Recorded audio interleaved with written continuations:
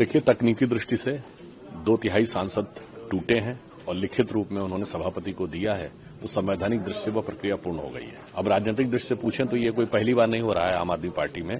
जब से इनकी स्थापना हुई है उस जमाने से आप देखिए तो किरण बेदी, प्रशांत भूषण, शांति भूषण, योगेंद्र यादव, कुमार विश्वास, शाजिया इल्मी, अश्विनी उपाध्याय, वहां से लेकर वो टूटते टूटते आज राघव चड्ढा, मित्तल साहब, पाठक जी, साहनी जी सब अलग होते चले जा रहे हैं। उसका मूल कारण आम आदमी पार्टी की आंतरिक समस्या है।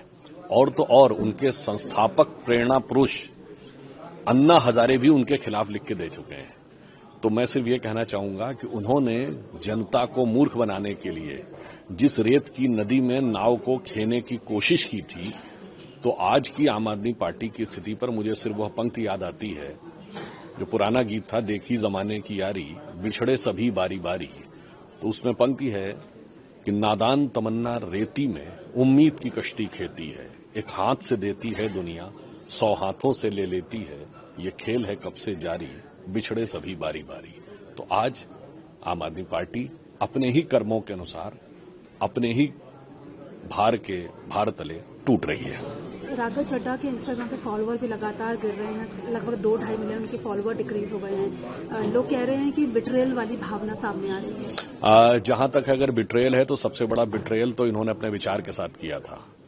हम राजनीति में नहीं आएंगे, बिट्रेयल नंबर 1। सारी संसद चोर है, बिट्रेयल नंबर 2। बच्चों के सर पे हाथ रख के कसम खाते हैं कि हम कांग्रेस से ज्वाइन नहीं करेंगे, बिट्रेयल नंबर 4। और उसके बाद मकान नहीं लूंगा 5, गाड़ी नहीं लूंगा 6, सिक्योरिटी नहीं लूंगा 7, वैगनार रखूंगा 8। अरे साहब, इतने ज्यादा हैं जो ये कहने का प्रयास करते हैं। तो समस्या और कुछ नहीं है, बल्कि इससे यह भी समझ में आता है कि बहुत सारे लोगों के फॉलोवर एक विशेष विचारधारा के प्रति आकर्षित होकर नहीं, शायद भारतीय जनता पार्टी और प्रधानमंत्री श्री नरेंद्र मोदी जी के प्रति द्वेष और नफरत के कारण जुड़े रहते हैं। तो इसलिए भी ये बदलाव दिखाई पड़ता है। सर, अरविंद केजरीवाल ने भी ट्वीट करा है, सोनाकांत जस्टिस पे, वो कह रहे हैं कि जस्टिस वाली फीलिंग नहीं आ रही है, कहीं न कहीं डिस्क्रिमिनेशन लगा रहा है। सत्याग्रह आंदोलन, सत्याग्रह विचारधारा की वो बात कर रहे हैं। देखिए, उन्होंने नई राजनीति का दावा किया था और भारत में ऐसी नई राजनीति की शुरुआत की कि जिस मर्यादा का पालन कम से कम लालू प्रसाद यादव जी ने भी किया था, उतना भी उन्होंने नहीं किया कि वो जेल से जाकर उन्होंने सरकार चलाई। और अब नई राजनीति का स्वरूप यह है कि नेताओं पे आरोप लगाया और सुप्रीम कोर्ट से माफी मांगी, तो वो सुप्रीम कोर्ट से सर्टिफाइड माफी मांगने वाले हैं, जिसमें कि वो नितिन गडकरी जी, अरुण जेटली जी, कपिल सिब्बल जी, मनीष तिवारी जी के खिलाफ माफी मांग चुके हैं। अब वो नई राजनीति ये दिखा रहे हैं कि वो कोर्ट के ऊपर आरोप लगाने का प्रयास कर रहे हैं। और ये इंडी गठबंधन ने अब खिसियाहट और बौखलाहट में ये एक नया शगुफा शुरू किया है। ये सबसे पहले आपने देखा तमिलनाडु में डीएमके ने किया, एक निर्णय उनको प्रतिकूल लगा, फिर चुनाव आयोग पे आरोप लगाओ, और उसी नक्शे कदम पर केजरीवाल चलने का प्रयास कर रहे हैं। सर, आखिरी सवाल है, वेस्ट बंगाल में ममता कह रही है कि पहले दिल्ली और पहलगाम को फिक्स करो फिर दिल्ली पर आओ।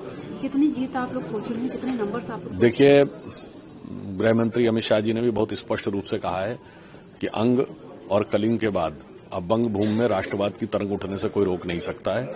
और पश्चिम बंगाल की जनता निर्णायक, प्रभावी और ऐतिहासिक रूप से भारतीय जनता पार्टी के पक्ष में मतदान देने जा रही है।